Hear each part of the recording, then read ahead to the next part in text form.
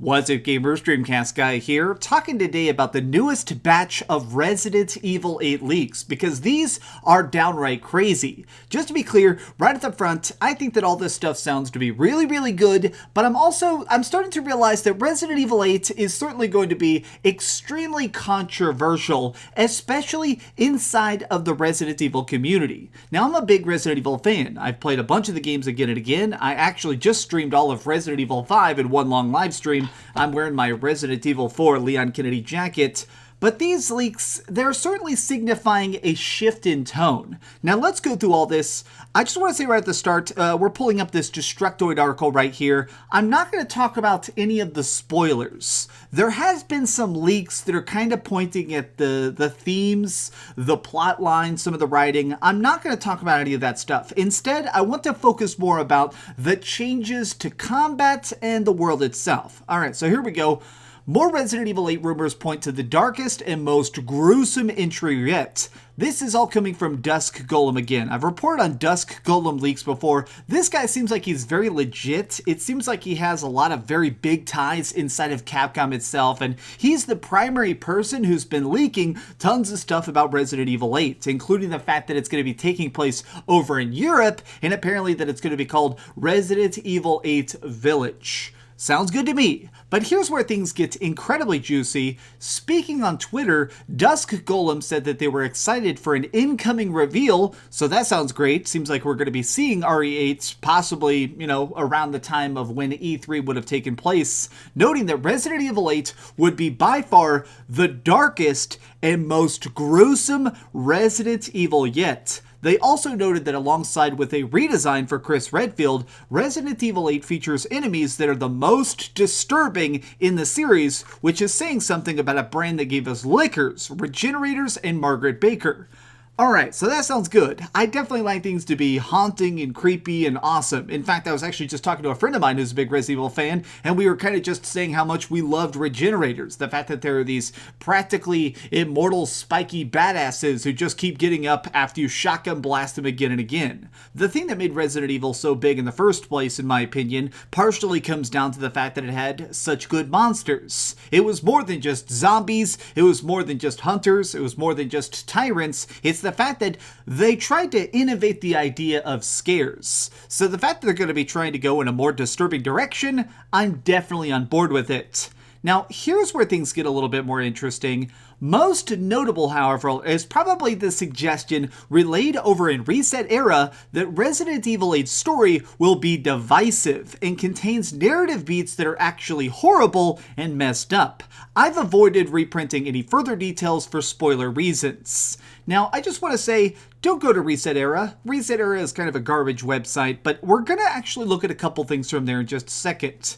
All of this is obviously rumors. I'm glad they put this on here. Dusk Golem is still just a random leaker. Part of the stuff may be different. And of course, the biggest thing that's important is that Resident Evil 8 is probably not coming out for at least a year or two. So some of this stuff may be altered or changed. But now, switching over to ResetEra, I want to show you a specific couple quotes from Dusk Golem that I think are very, very important. Now, of everything, this is what I think is going to be the most controversial from Resident Evil fans. Exploration has a much bigger role this time, but differently than past Resident Evils. Much of the game is outdoors, for example.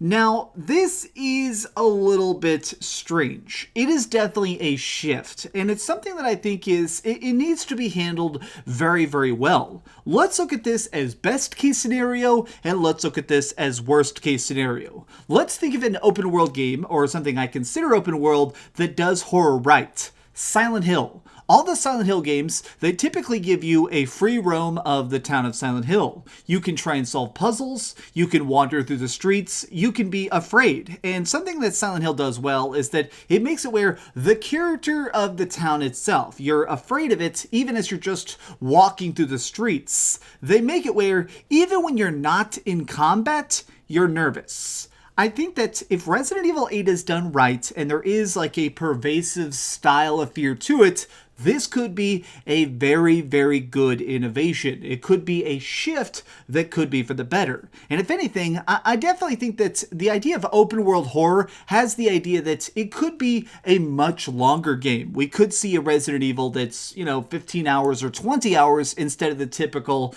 couple. I mean, one of the main things that people are mad about with the Resident Evil 3 remake is that the game is like 2-3 hours long. So the idea that Resident Evil 8 might be 10 times longer, that's cool. There is the downside of it though. Now, I have to use an example here of what I think a lot of gamers consider to be a not-so-good open-world horror experience, which is, unfortunately, The Evil Within 2. Now, personally, I absolutely love this game. I will defend it till the ends of the earth, but I think that most people have a problem with the fact that it was open-world. You spend so much of that game just creeping around the same city blocks, trying to stealth kill things, trying to just save all your bullets, trying to do side quests. I think a lot of people became numb to the fear after a while because they just become so acclimated to it. You're just so deep in the scares that eventually all the rotting, shambling zombies and psychological terrors, they don't affect you because you're just so normalized to it. Now, I do want to say, I still think that this has a lot of potential, but it all resides on one final thing, which has been talked a lot about, and it's this. Somebody was saying, hey, what if there's a lot of tentacle monsters? What if there's like some big, Cthulhu-esque beasts and stuff in Resident Evil 8? And Dusk Golem very clearly teased this. I'll say this here, not tentacles, a lot more with rot, cult, and canine imagery going on. Now, this has been the original leak that just keeps going around and around and around, but it sounds like Resident Evil 8 is going to have werewolves. And I have seen some people already very, very against it. One of the main things I've seen is that people have been saying, the reason that Resident Evil is so fun is that it feels like the science of horror. It's laboratories, it's evil organizations, it's actual man-made monsters. It's the idea that the biggest fears, the things that kill us all the most efficiently, aren't some supernatural beasts, it's us. It is our own weapons consuming us. And I'll definitely agree. I think that that's definitely a big part of what makes Resident Evil so terrifying and certainly so pervasive. The idea that they might go in a bit of a magical direction, it definitely creates some concerns. If Resident Evil 8, as some of these rumors are starting to say, if it is about, people discovering like ancient, voodoo tribes and stuff and getting the ability of the inner beast awakened and people are becoming werewolves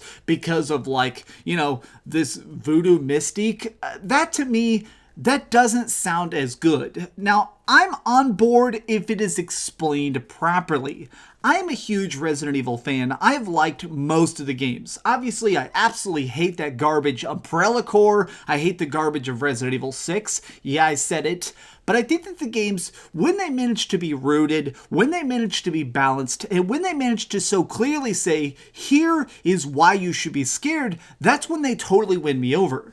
I'm excited about a lot of these leaks. I'm definitely still going to be checking the game out, and I'm hoping we get a reveal very, very soon. But I really think that my biggest concern now is just, it needs to make sense. I need to hope that the trailers, that the reveals, I hope that it's not just Leon Kennedy, the new Chris Redfield, and then obviously the guy from Resident Evil 7. I hope they don't just walk along and suddenly go, oh my gosh, look at that spoopy werewolf. That, to me, is not Resident Evil. But I guess we're going to see soon. I mean, according to these leaks, it sounds like we could be getting a reveal maybe in the next 90 days, and I am definitely ready for it. Thanks so much for watching, gamers, and thank you. You guys have actually really been blowing up a bunch of my Resident Evil coverage.